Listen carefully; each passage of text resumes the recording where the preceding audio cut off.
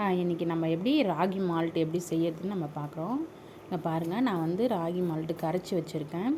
இதை வந்து நம்ம வடித்து எடுத்துக்கலாம். அதில் மேலே அந்த மாவாக நிற்கும் பாருங்கள், அதை நம்ம எடுத்து தனியாக வச்சுக்கலாம். கீழே இருக்கிற லிக்விட் மாதிரி வர அந்த இதுதான், இந்த வடிச்சிருக்கிறது தான் நமக்கு தேவை. இப்போ நான் வந்து ஒரு பாத்திரம் அடுப்பில் வச்சுருக்கேன்.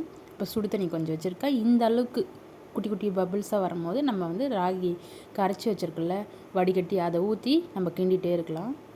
இப்போ நல்லா ஒரு கொதித்து வந்ததுக்கப்புறம் மில்க்கு நம்ம சேர்த்துக்கலாம். பால் கொஞ்சம் சேர்த்து நல்லா கிண்டிகிட்டே இருக்கலாம்.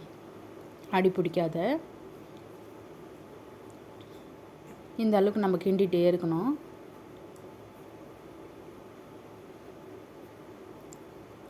இதில் வந்து ஒரு 2-3 கல் உப்பு போட்டுக்கலாம். அப்போ தான் டேஸ்ட்டு கொஞ்சம் நல்லாயிருக்கும். இப்போ நாட்டு சக்கரை எடுத்து வச்சுருக்கேன் நான்.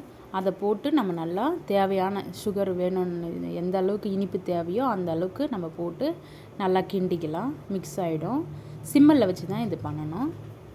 இது வந்து நமக்கு சளி பிடிச்சிருக்கு, அது குழந்தைங்களுக்கு கூட நல்லா திக்காக இல்லாத ஓரளவுக்கு லிக்விட் நம்ம இது பால்லாம் எப்படி குடிப்போம் காஃபி டீ அந்த அளவுக்கு இருக்கும். நம்ம இந்த ஸ்டேஜில் நம்ம வந்து ஆஃப் பண்ணிக்கலாம்.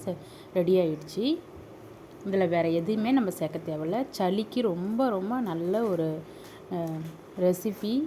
இது வந்து ஹெல்த்தியான ஒரு ரெசிபி. நம்ம வந்து இப்போ மழை காலத்துலேயோ இல்லை கோல்டு ஆகிடுச்சி அந்த டைமில் நம்ம இது செஞ்சு நல்லா ஆற்றி குழந்தைங்களுக்கு கொஞ்சம் வெதுப்பாக கொடுக்கலாம். நம்ம வந்து பெரியவங்களாக இருக்கிறவங்க வந்து நல்லா கொஞ்சம் சூடாக காஃபி டீலாம் எப்படி குடிப்போம் அந்த அளவுக்கு நம்ம குடிக்கலாம்.